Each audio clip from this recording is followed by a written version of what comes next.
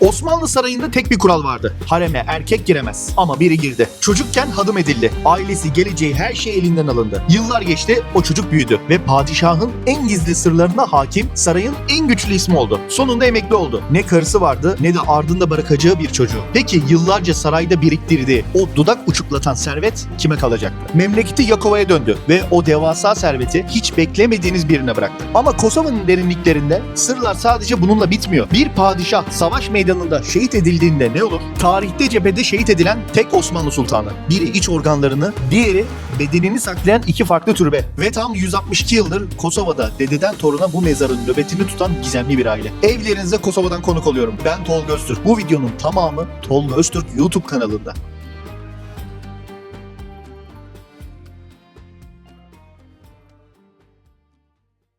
Efendim herkese yeni bir videodan selamlar. Kosova'nın başkenti Priştine'deyiz. Bundan bir önceki videoda milli maç coşkusunu yaşamıştık. Maç gününü yaşamıştık öncesi sonrası. Şimdi ne yapacağız? Kosova'dan çıkacağız, başkentten çıkacağız. Prizren'e gideceğiz. Ondan sonra başka bir şehrine gideceğiz. Bu videoda size Kosova'yı gezdirmeye çalışacağım. Sadece başkentten değil yani. Prizren'e de gidip görelim. Yakova'ya da görelim. Arabamız var burada. Bunu zaten bir önceki videoda söylemiştim. Arabayı Üsküper firmasından kiraladık. Herhangi bir sorun yaşadığımız bir firma değil. Depozitosu yok. Bu reklam değil. Sadece tavsiye. Yani bazen soruyorlar bana Balkanlarda nereden araba kiraladın? Onu söylemek için çekiyorum bundan. Burada dikkat etmeniz gerekenler var. Araçta yani araba kiraladığınızda yola çıkacağınız zaman farlarınız 24 saat açık olmalı. Evet doğru. Yani şu farlar abi gündüz fark etmiyor. Gece gündüz açık olmalı. Emniyet kemeriniz kesin takılı olsun. Bu konuda çok hassaslar. Evet. Ve hız sınırını sakın geçmeyin, cezayı yersiniz. Evet, yolculuğa başlayalım. Ekiple yeni köylere gidelim. Aynen ekibimizle beraber yeni yerlere gidelim. Bu arada detay vereceğim. Üsküper'le alakalı Türkçe de biliyorlar. Çok rahat anlaşırsınız.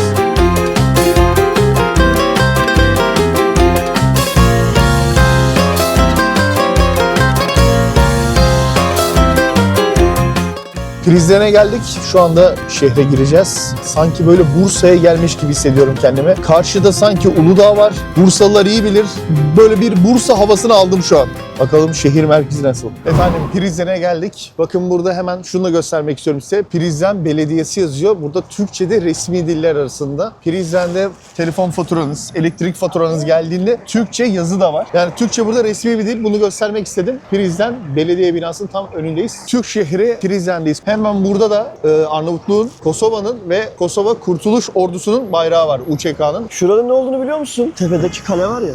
Kale yazıyorsun. Kanka kale ta Bizans zamanından kalma bir kale. Ya şu Prizren'in en sevdiğim yanı ne biliyor musun? Tertemiz su böyle buradan akıyor gidiyor. Zaten Prizren'in olayı bu. Yazın burada serinliyorsun, ayağını sokuyorsun, buz gibi su akıyor. Tabii şu an zaten hava soğuk. Şu an sokarsan var ya, ölüyorsun. Donar herhalde. Bakın burada da şöyle bir pano var şehirde. Hayatını kaybetmiş insanların cenazesinin ne zaman kalktığını söylüyorlar. Bakayım burada Türk hayatını kaybeden var mı? Var. Mesela burada Lütfi abimiz hayatını kaybetmiş. Mekanı cennet olsun. Cenaze namazının tarihi burada yazıyor. Öğlen saat 1'de Dragoman Camii'nde kalkacaktır. Mesela bu tamamen Türkçe yazıyor. Ama mesela burada yine yabancı biri var. Tamamen kendi diline. Yine yabancı bir daha var kendi dillerine. Balkanlara zaten yazın gelmek bir nasip olmadı ki. Şu anda da ciddi bir soğuk var. Nisan ayındayız. Bak Nisan ayına girdik ve hava şu anda istenilen 3-5 derece. İnanılmaz bir güne denk geldim ya. Prizren'in şu anda tam böyle merkezi yerine geldik. Şimdi burada en önemli olan şeylerden birisi nedir? Taşköprü. Evet. Taşköprü'ye geldik. Buranın efsanesi. Ya buraya gelip herkesin fotoğraf çekildi. İşte videolarda gördüğümüz. İşte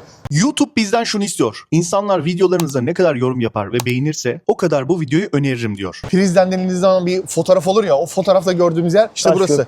Taşköprü. Göster Taşköprü'yü. 15. ve 16. yüzyılda 15. yüzyılın sonu 16. yüzyılın başı. Evet. Fatih veya Kanuni döneminde yapıldığı söyleniyor. Tam net bir bilgi de değil. 79 yılında çok büyük bir sel oluyor. Bu selden dolayı da köprü yıkılıyor. Türkiye araya giriyor. Türkiye biraz kaynak aktarıyor. 82'de bu köprüyü tekrar yapıyorlar. Hemen sol tarafımızda da Yüce Devletimiz, Türkiye Cumhuriyeti Devletimizin Kosova Başkonsolosluğu hemen burada. Şimdi girelim bakalım içeri. Gel bakalım arkadaşım. Gel Emirhan Bey gel. Gel kamerayı Emirhan'a verdik. Hadi hayırlısı. Evet o taş köprüden biz de şu anda geçiyoruz yıllar sonra. Evet. Ama güzel oldu. Bir cümle sen, bir cümle ben. Güzel yerler. Onurcuğum senle biz biraz cenklerde mi olduk? Bilenler bilir. Merkezdeyiz. Çeksene oğlum etrafı. Kameraman çok yeni daha. Öğrenecek, alışacak. Çarşıdayız. Yani burada hiç yabancılık çekmezsiniz. Resmi dil bile Türkçe. Veriyoruz. Ufak bir reklamımız var. Burası benim dükkanım. Playbox. Bursa'da konsol sektöründeyim. PlayStation satıyoruz. Ürünlerimiz sıfır, kapalı kutu, bandrolleri üzerinde. Bizzat benim kendi dükkanım burası. Peki garantileri nasıl? Ürünlere 1 yıl garanti veriyoruz. Ama aldığınız ürün 1 ay içerisinde arıza çıkarsa biz ürünü sıfır ile değişiyoruz. Kalan 11 ayda da tamir garantisi veriyoruz. Ben hep yıllardır çektim, siz çekmeyin. Siz çekmeyin diye bizde kullanıcı hatası yok. Müşteriye asla kullanıcı hatası demiyoruz. İçiniz rahat olsun. Playbox'a bekleriz efendim. Havale sorusunda ülkemizin her yerine PlayStation'larımızı gönderiyoruz. Hadi videomuza artık devam edelim. Kanka bak şurada muslukta su akıyor ya. Bu sudan içersen tekrar buraya geleceğin söyleniyor. Tamam, ben bir şişe alayım götüreyim o zaman, gelmekse geçeyim abi. Ve geliyorsun da. Evet, geliyorsun. Yani bir içiyorum, anda geliyorsun buradayız. da. O yüzden içeceksen içebilirsin. Bu su şimdi nasıl at koyuyor biliyor musun? Çivi gibidir bu. Yeme içme sevenler için muazzam bir yer. Dönercisi, köftecisi, adım başı yani. Özellikle köfteye parantez açmak lazım tabii ki. Abi burada aç kalma mümkünatı yok. Avrupa'nın en ucuz ülkesi olarak geçiyor zaten. Evet, Avrupa'nın en ucuz ülkesi diyebiliriz kanka Kosova için. Arkadaşlar burada da hemen Sinan Paşa Camii var. Kapanmıyor mu bu? Kapanmıyor. Suyu sürekli akıyor. Onu içince ne oluyor? Kanka bunu içiyorsun. Namaza başlıyorsun. Yani bunu içiyorsun, şifa bulursun diyelim. Ne diyelim? Bunun bir olayı yok. Dur bak, soğuk mu çok? Soğuk mu? Yok, suyu gayet güzel. Bu camide 17. yüzyılda yapılmış. Caminin de içine bakalım isterseniz be. Evet, Kaptanı Derya Sinan Paşa tarafından yaptırılmış burası. 17. yüzyılda Osmanlı mimarisi. Çok da güzelmiş. İşlemeler falan bakalım. Çevre temizliğini falan, çevre düzenlemesini falan Tika buraya gelmiş. Tika buraya yapmış arkadaşlar. Düzenlemesini falan. Her zaman söylüyoruz, her yerdeyiz diye. Oğlum yazık günah, ziyan olmuyor mu bu suya? Ya demek ki kanka bol akıyor, yağıyor demek ki. Yağmur, o suyu birikiyor, akıyor. Yoksa ya bir önlem alırlar ya. Ama bence kesinlikle yazın gelin. Bakın buralar cıvıl cıvıl olur. Burada insanlar oturur, sohbet, muhabbet. Eşinizle, çocuğunuzla buraya geldiğiniz zaman çok mutlu olursunuz ya. Hem Türkçe konuşuyorlar, fiyatlar uygun. Baksana şuralar hep bomboş. İnsan yok. Sezon değil. Aa bak, kahve falan içeceksin mi? İçelim mi? Oturalım içelim varsa. Ha, sessiz sakin bir yer. Arkamızda bulunan yeri tavsiye ederim. Eğer Prizren'e gelirseniz bakın burayı göstereyim şöyle bir. Sokak diye bir yer. Burada kahve içtik. Valla kahvesi çok güzeldi. Yani normalde Americano'yu bazı yerler böyle sert acı yapıyor. Abininki içimi çok iyiydi. O yüzden bir tane daha içtim böyle. Güzeldi. Ne içtik biz? 2 Americano, 2 latte, 4.80 euro efendim. Fiyatı euro olarak veriyorum çünkü burada euro ödüyorsunuz. Ya yuvarlak hesap yapsan 250 lira falan yapıyor işte. Kosova'nın para birimi euro. Hop hop hop hop, biberonları düştü. Tutayım mı abi çantayı ben? Aa gelin bakalım. Bahçeye de girelim. Aa bak burada da hediyelik eşyalar falan filan. Ne demiş? Sinan Paşa Camii çevre düzenlenmesi TİKA tarafından gerçekleştirilmiş. Sinan Paşa'nın caminin çevresi, şadırvanı falan, bahçelendirmesi. Yukarıya doğru bakalım mı? Taş yol falan. Burada da hediyelik eşyalar var. Aa bak bunu güzel yapmışlar halıyı. Kaymıyor. Evet. Buralarda full böyle hediyelik eşyalar, magnetler, efendime söyleyeyim cüzdanlar, anahtarlıklar vesaire vesaire. Ali Candan'a selam olsun.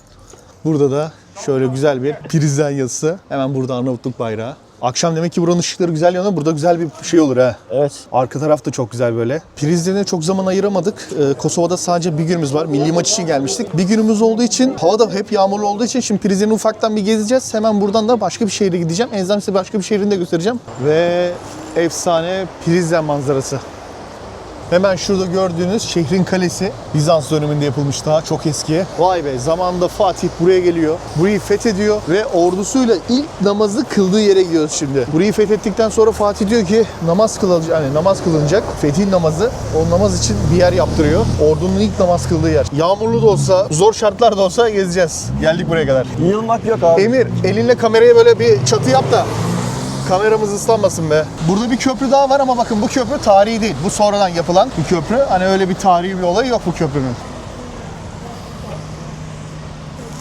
Şimdi efendim hemen burada bir de İsmet Caşari'nin bir heykeli var. İsmet Caşari kimdir? Kosova Kurtuluş Ordusu'nun kurucu komutanlarından. Kendisi halk kahramanı. Burada bir heykeli var. Bu aynı zamanda İsmet Caşari UÇK ordusunun kurucularından. Evet, yani Adem Caşari ile sadece soy isim benzerliği var diye biliyorum. Dava arkadaşları. Yani öyle kardeş akraba değiller. Dava arkadaşları. İsmet Caşari'nin de burada bir anıtı var. Bir heykeli var. Mekanı cennet olsun diyelim. O da Kosova'nın kahramanlarından, önemli isimlerinden İsmet Caşari. Haşari. Şimdi efendim nereye geldik? En önemli yere geldik Prizren'de. Burası namazgah. 1455. Gel Emirhan'cığım. Burada ne oldu onu anlatacağım size. Gel bakalım. Şimdi burası aslında bir cami. Fatih şehre giriyor. Fatih şehre gel. Geç böyle geç. Önden Geç çekelim. korkma geç. Sen geç anla. Oğlum bizi çekmeye gerek yok. Geç. Camiyi çeksin. Şimdi 1455'te Fatih Prizren'e geliyor. Prizren'e gelince burayı fethettikten sonra bir şükür namazı kılmak istiyorlar. Fatih'in emriyle hemen bu bölgeye bir namazgah yaptırılıyor. Ordu burada namaz kılacağı söyleniyor Fatih Sultan Mehmet'le beraber ve burası yaptırılıyor efendim. Yani burası Osmanlı'nın Prizren'deki ilk mimarisi diyebiliriz buraya. Osmanlı Devleti'nin kıldırdığı ilk namaz burada kılınıyor. Ama tabii Sırplar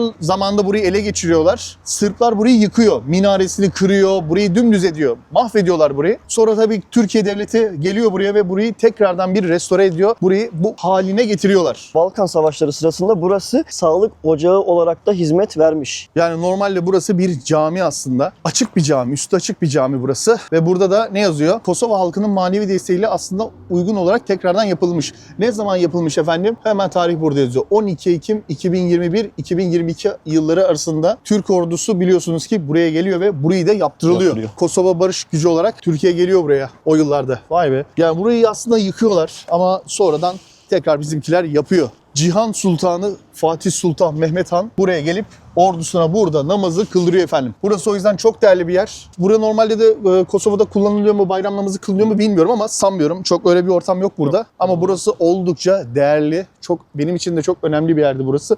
Burayı görmeden geçmek istemedim. Size de burayı göstermek istedim. 1990 yılında sadece Prizrenli Müslümanlar bu tarihi mirasa dikkat çekmek için burada bayram namazı kılmışlar. Umarım uzun yıllarda ayakta kalırlar. Buradan da Umarız. ecdadımıza selam olsun, ruhları şad olsun diyelim. Efendim şunu da söylemek istiyorum. Balkanlara geldiniz. Balkan turu yapıyorsunuz. Araba kiraladınız. Benim gibi gidiyorsunuz. Bakın yolu görüyorsunuz. Tek şerit ve önümde bir tane de kamyon var. Şimdi ben bunu normalde deli bir sürücü olsam, böyle hızlı bir atak bir sürücü olsam hemen işte kendimi atayım sol tarafa adamı geçeyim diye düşünebilirim. Ama aman diyeyim buna dikkat edin. Bakın ben bir çıkarım bir anda karşımda kamyon gelir.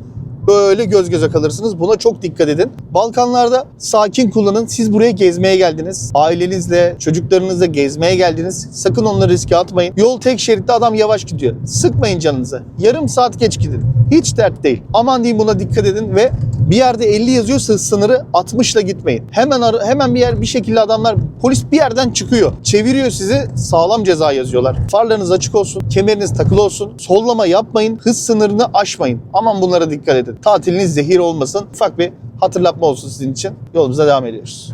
Efendim Yakova'ya geldik. Şu anda Yakova şehrindeyiz. Yakova'yı size gezdireceğiz. Yakova böyle küçük, butik bir şehir ama çok özel bir şehir. Bunu da anlatacağım size şimdi. Eğer olur da Kosova'ya gelirsiniz bence Yakova'ya uğramalısınız. Başlayalım Yakova'yı gezmeye hadi. Şu an fazla insan yok çünkü turist zamanı değil aslında. Aslında Nisan ayındayız ama çok turist yok. Hava da yağmurlu. Buraya Evliya Çelebi de geliyor ve seyahatnamesinde buradan bahsediyor. Yakova'nın çarşısını çok beğeniyor Evliya Çelebi. Çarşısı oldukça büyük. Sıra sıra dükkanlar ve geniş bir çarşısı var. Yazın burası oldukça canlı oluyor. Ama Yakova şehrinin en önemli bir ismi var. Çok önemli bir ismi var. Hadım Ağa. Hadım Ağa'nın camisi de var. Çarşısı da var. Hepsini Hadım Ağa ile ilgili paylaşacağım. Yani size her şeyi anlatacağım Hadım Ağa ile ilgili. Şimdi bu Hadım Ağa nedir? Hadım Ağa anlatılanlara göre Osmanlı askerleri buraya geliyor. Ondan sonra buraya gelince Hadım Ağa evlerine bunları konuk ediyor. Bunlar yemek yiyor, ediyorlar falan. Hadım Ağa'nın zekasına hayran kalıyorlar. Adam çok zeki. Adamın zekaya hayran kalınca adama diyorlar ki gel seni Osmanlı İstanbul'a götürelim diyor. 3. Murat zamanı. Götürüyorlar adamı. Harem ağası yapıyorlar. Tabii harem ağası nasıl olunur falan onları anlatmayayım uzun uzun. Adamı harem ağası yapıyorlar. Harem ağası olunca da harem ağası çok önemli bir kişidir. Öyle herkes olamaz. Olduğun zaman da kazancın falan filan oldukça iyidir zamana göre. O da zamanla parasını kazanıyor. Tabii çocuk yok, çoluk yok. Kime bırakacak? Kimseye bırakmayacak. Ne yapıyor? Adam tekrardan köyüne geri geliyor. Yani buraya, Yakova'ya geri geliyor. Yakova'ya gelince burada bir cami yaptırıyor. Hadım Ağa Camii. O zamanlar yaptırıyor. Çok güzel bir cami. Diyor ki yetmez diyor. Hanlar yaptıralım, hamamlar yaptıralım, böyle dükkanlar yaptıralım. Bu dükkanların hepsini Hadım Ağa yaptırıyor. Bayağı büyük, daha uzuyor gidiyor burası. Dükkanları falan yapalım diyor. Ama diyor bu dükkanları ben ne yapayım diyor. Ben bir vakıf kurayım diyor. Bu dükkanların tüm geliriyle o zamanki imamlara ve fakirlere dağıtılmasını emrediyor. Yani buradan aldığı kirayı olduğu gibi vakıf fakirlere ve imamlara veriyor. Hadım Ağa da böyle bir vakıf kurmuş ve bu böyle ilerlemiş, onun adını yaşatıyorlar. Tam halkça anlattın ama yani. Ya bence inanılmaz bir zeka. Evet. Adam gerçekten zekiymiş, boş adam değilmiş yani. Osmanlı neden adamın zekasına hayran kaldığı buradan belli. O zamanlar düşünebiliyor musunuz? 1600 yıllarda geliyor, bu camileri, çarşıları yaptırıyor, vakıf kuruyor. Aa bak burada da bir turist information noktası var. Demek ki oldukça turistik bir yer aslında. Biz bilmiyormuşuz Yakova'yı. Evet doğru. Osmanlı'nın bir harem ağası ne kadar güzel yer oluşturmuş değil mi? Hem Osmanlı mimarisini bölgeye iyice yaymış, hem buraya müthiş bir yatırım yapmış, zekasını kullanmış, vefasını göstermiş. Yani adam kazandığı parayı nasıl aktarmış, helal olsun ya. Şu anda da öyle zeki insanlara ihtiyacımız var aslında. Artık yok öyle insanlar ya. Evet. İnsanoğlunun zekası değişti. Farklı bir kişilik oldu. Çünkü yapaylar çıktı artık. Yok kötüleşti ya. Herkes çok kötü olmaya başladı. Adım camiye geldik. Düşünebiliyor musunuz? Osmanlı'nın harem ağası geliyor buraya. Bu camiyi yaptırıyor be. Helal olsun adama. O zamanlarda nasıl kazanıyorlarmış da maşallah yani cami yaptırmış. Adamın maaşını hesaplıyor. Oğlum yetmemiş. Çarşı, han, hamam yaptırmış. Vallahi yok hayır yani iyiymiş yani. Osmanlı da hakkını veriyormuş yani. Hadum Ağa Camii'nin içine girdik. Hadum diye geçiyor bilginiz olsun. Yanlışlık olmasın. Yalnız ortamda da ne kadar böyle nasıl diyeyim sana ya farklı bir maneviyat var ha. İçerisi mis gibi kokuyor. Tam böyle güzel bir cami kokusu olur ya. O kokuyu alıyorsunuz. 1600 yıllarda yapılan bir cami. Hadum Ağa Camii. Kapısı da çok özelmiş. Minare açık mı ya? Bir çıkalım bakalım gel. Gel hadi bismillah diyelim. Şu anda Hadum Ağa Camii'nin neresine girdim ben de bilmiyorum. Abi şu duvarlar, taşlar falan. Beyler bundan sonrası görünmüyor. Bekleyin. Fener açsanıza biriniz. Şş, bekleyin kablo var burada ya düşmeyin. Açıklayamayız da. Siz de açsanız oğlum bir tane telefonla mı yaşıyorsunuz? Benimkini sana verdim. Oğlum bunun sonu yok lan. En sonuna çıktığımda kapalıysa izleyin. Bekle bir mola. Oğlum bu kadar yüksek gözükmüyor. Bekleyin. Yalnız taşlar var ya. O zamanlardan kalma. Oğlum bunun sonu yok. Oğlum hala mı gelmedi? Yok. Oğlum bir ortadan bir fener tut bakayım yukarıya. Oğlum bir de bunun inişi var. İyisi de. Hiç Öyle. böyle deme. Düşünsenize. Bir çıkıyoruz boyut değiştiriyoruz. Daha geldik bayağı bitti. Bundan sonra ahşap. Allah açık. İmam sabah namazını okumaya çıksa öğlene anca varır buraya. Buranın imamı kim? Her gün çıkıp buraya okuyorsa ya helal olsun abi. Efendim şu anda Hadum Camii'nin minaresine çıktık. Şehri buradan görmek çok güzel. Geldiğinizde eğer açıksa deneyin. Yani buraya çıktığınızda şehrin her noktasını görüyorsunuz. Her noktası. Efendime söyleyeyim çarşısı. Şöyle. Saat Kulesi. Zaten biz Hadum Camii'deyiz. Şehir zaten bu kadar. Şehri yapan çarşısı. Yani buraya çıktığınız zaman her yeri görüyorsunuz. Şurası burada tepe diye geçiyor. Yani restoran falan var. Güzel bir yer. Atmosfer de olabilir oranın adı. Böyle bir yer efendim. Hadum Ağa Camii'nin minaresinden yukarı çıkarsanız bu. Bu arada hayatımda ilk defa bir caminin minaresine çıktım. Ben de. Çarşı bakın efendim buradan da çarşı böyle gidiyor. Yani çarşı şuradan başlıyor ve böyle devam ediyor. Hadum Ağa. Vallahi helal olsun ya Hadum Ağa'ya. Yani Hadum Ağa'nın mekanı cennet olsun. İzleyenler de Hadum Ağa'ya bir Fatiha okursa vallahi çok sevinirim. Çünkü gelmiş buraya bu çarşıyı yaptırmış, bu camiyi yaptırmış. Hepsine vakıf yapıp fakirlere, imamlara, garibanlara, oraya buya her yere o parayı dağıttırmış. Bence muazzam bir girişimcilik, muazzam bir iyilik örneği ya. Helal olsun adama. Mekanda cennet olsun diyelim. Efendim Yakova'da gece ettik, akşam ettik. Güzel bir restoranda yemek yedik. Fiyatlar çok pahalı değildi. Oldukça iyiydi. En pahalı yemek 12 euroydu. Ve bizim yediğimiz yemek de köfte yedik aslında. Büyük bir köfteydi. 5,5 euroydu kişi başı. Köfte Harbi büyüktü bu ama. kadar vardı yani köfte. Harbiden de Büyüktü. savaş yok. Yani Yanında- Yakova'da baktığın zaman tüm böyle restoranlar, kafeler falan taş mimariye sahip. Yakova'nın bu yanını çok sevdim ya. İlk defa geldiğim bir şehirdi. Muhtemelen daha sonra tekrar geleceğim şehirler arasında yerini aldı yani. Efendim Saat Kulesi'nin oraya geldik. Bu Saat Kulesi'ni de anlatmak istiyorum. Karadağ-Kosova Savaşı'nda bu Saat Kulesi'nin çanını çalıyorlar. Ve çanı Karadağ'a götürüyorlar. Saat Kulesi de savaşta yıkılıyor. Sonra tekrar yapıyorlar büyük ihtimal. Ama Çanlar hala Karadağ'da. çan hala Kanada'da değil canım. Karadağ'da. Karadağ'da mı? Pardon. Karadağ'da Saat Kulesi'nin son hali bu şekilde. Otoparka araba koymaya özen gösterin çünkü burada aracınızı bir anda çekebilirler. Aman burası ara sokak kim görecek demeyin efendim. Efendim aracımıza doğru geldik. Yolculuğumuz başkent Priştine doğru devam edecek. Efendim çok önemli bir yere geldik. Nereye geldik? Başkent Priştine geri döndük. Priştine'deyiz şu anda. Başkentte nereye getirdim size? Burayı göstermeden olmazdı. Meşhedi Hüdavendigar. Efendim 1. Murad'ın türbesine geldik. Kendisinin burada iç organları var. Naaşı Bursa'da ama biz yani buraya genelde atlıyorlar buraya da Kosova'ya gelenler. Merkeze de uzak biraz burası. Araba lazım. Biz de en azından buraya kadar gelmişiz. Görmeden, türbeyi ziyaret etmeden dönmeyelim dedik. Ve 1. Murad'ın türbesine geldik. Hemen burada ne yazıyor? Restorasyon işlemlerini Türkiye Diyanet Vakfı yapmış. Hemen bak burada türbenin bakımını, herhalde güvenliğini sağlayan bir kişi de var burada. Evet, burada bir dut ağacı var. Şimdi bunun öneminden de bahsedelim. Bunun bakımını ve oranını Bursa Osman Gazi Belediyesi yapmış. Bursa. 2011 yılında. Vay, Osman Gazi Belediyesi. Bu önceki hali. Bu da son yapılan hali. Efendim, bu dut ağacı çok önemli. Neden önemli biliyor musunuz? Sultan 1. Murat'ın iç organları buraya gömülürken bu dut ağacı o zamanlar varmış. Yani var olduğuna inanılıyor. O zamandan bugüne kalan tek canlı şahit diyorlar. Evet, doğru. Böyle bir olayı da var bunun. O yüzden bu dut ağacı çok değerli. Sultan 1. Murat'ın organları gömülürken bu dut ağacı da buradaymış. Şimdi ayakkabıyla girilmez diyor. Açık mı? Açık. Ayakkabıyı hemen şurada çıkarıyorsunuz arkadaşlar. Şapkamızı çıkaralım. Evet. Sultan 1. Murat'ın türbesindeyiz efendim. Buranın maneviyatı çok çok yüksek bir yer. Önemi çok büyük bir yer. Allah için El Fatiha. Osmanlı'nın en önemli padişahlarından, en önemli sultanlarından Sultan 1. Murat'ın iç organlarının yer aldığı türbenin içindeyiz şu anda.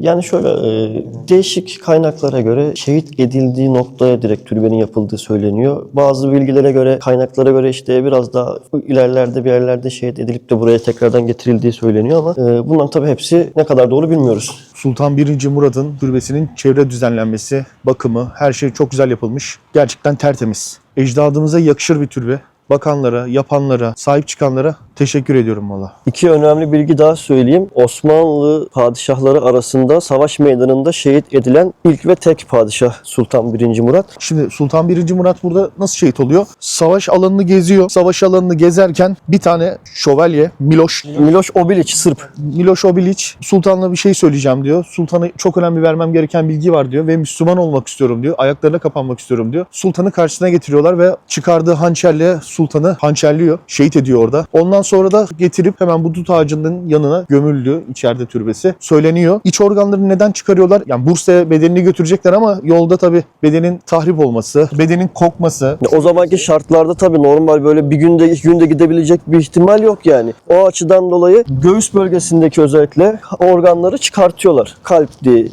bağırsaktı, mideydi, onları çıkartıyorlar. İç organlarını çıkarıp buraya gömüyorlar ve bedenini de Bursa'ya getirip Bursa'da gömüyorlar. Efendim hemen burada türbedarlar da var. Faik Türbedar, İsmail Türbedar. Sultan 1. Murat'ın türbesini yıllardır bekleyen, babadan oğula geçen, onun koruyucunu yapan türbedarların mezarları. Onlar da hep bu türbenin etrafına gömülmüşler. Türbenin etrafı, her yer burada inanılmaz bir maneviyat var yani. Sultan 1. Murat'ın kabri burada. Burada da onu bekleyen, yıllarca türbenin bakımını yapan türbedarların mezarları var.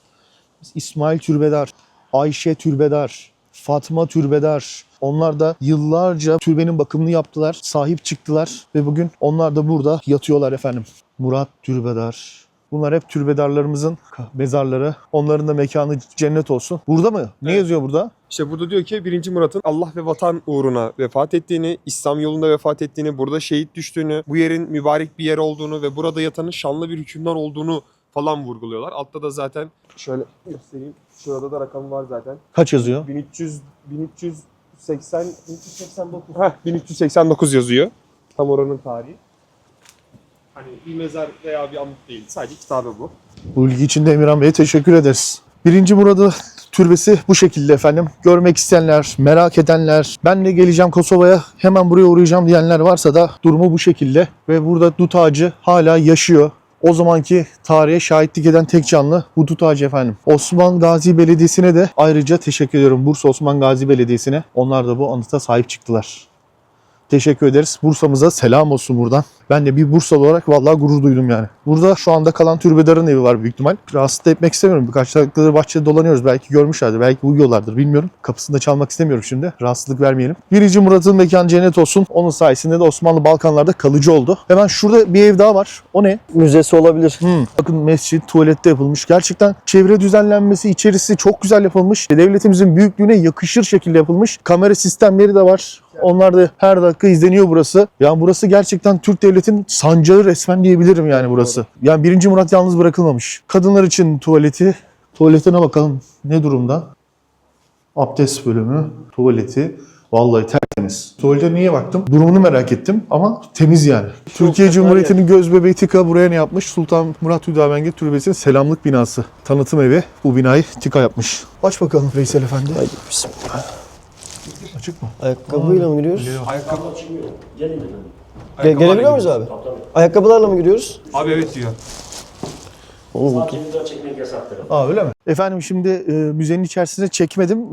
Video fotoğraf çekmek video çekmek yasaktı. Biz de biraz fotoğraflar aldım. Çok da böyle hani niye yasak, neden yasak diye sorgulamadım. Vardır bir nedeni. Bundan dolayı içeride bir şey çekmedim. Türbeden artık ayrılıyoruz. Müzeye bakan abi vardı içeride. Kendisiyle uzun uzun bir sohbet ettik. Kendisi de çok iyi bir insan. Bu videoyu da izliyorsa ona da tekrardan buradan selam olsun. Abi diyor ki buraya gelip diyor içeride mesela yazı yazanlar oluyordu diyor. Böyle duvarları falan yapanlar olmuş. Bunlarla bazen Türbenin uğraşıyoruz. içine hem de. Türbenin içine. Ya böyle saçma sapan şeyler Allah aşkına yapan görürseniz yani uyarın ya, sert uyarın ya. Gelirseniz böyle şeyler ya beni izleyenlerin yapmayacağını biliyorum da hani buraya geldiğinizde görürseniz kulağından tutun atın ya bunları. Bazen diyor içeri tuvaletler falan tertemiz.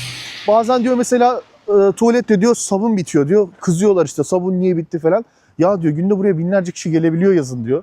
Bitebiliyor o anda diyor. Bunların da hepsi maliyet sonuçta. Sezon açıldığında 20 otobüs geliyor diyor bir gün içerisinde. Yani matematik olarak hesapladığımızda bayağı büyük bir sayı.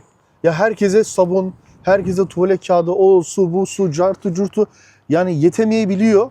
Bunları biraz anlayış gösterelim. Hemen saldırmayalım, kızmayalım, bağırmayalım. Buraya sahip çıkalım. Yani burası normal bir yer değil arkadaşlar. Şöyle göstereyim. Bakın kameraları olsun, bir binası var, türbedarı var, türbe var. Burayı bekleyenler var. Burası o yüzden böyle basit bir yer değil. Değerini bilelim, sahip çıkalım. Burası bir vatan toprağı, vatan sancağı burası. Balkanlardaki sancaklardan bir tanesi. O yüzden lütfen değerini bilelim buraların. Zamanında burası atalarımızın savaş meydanıymış yani. Evet. Ayak bastığımız yerler normal bir topraklar değil yani. Ve burada bekleyenleri gördünüz, türbedarları gördünüz. Burası normal bir yer değil arkadaşlar. Burası gerçekten vatan sancağı burası. O yüzden değerini tekrardan söylüyorum, bilelim. Efendim aracımızı havalimanına getirdik. Aracımızı bırakıyoruz artık. Ayrılıyoruz Kosova'dan. Üsküp'e de teşekkür ediyorum.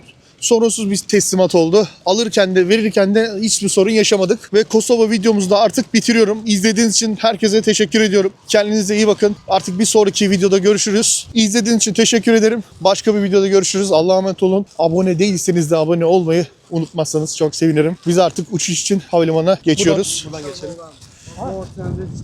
Türkiye'ye gidiyoruz artık. Memlekete dönüyoruz. Kendinize iyi bakın. Efendim herkese Priştina'dan, Kosova'dan sevgiler, saygılar. Hoşça kalın.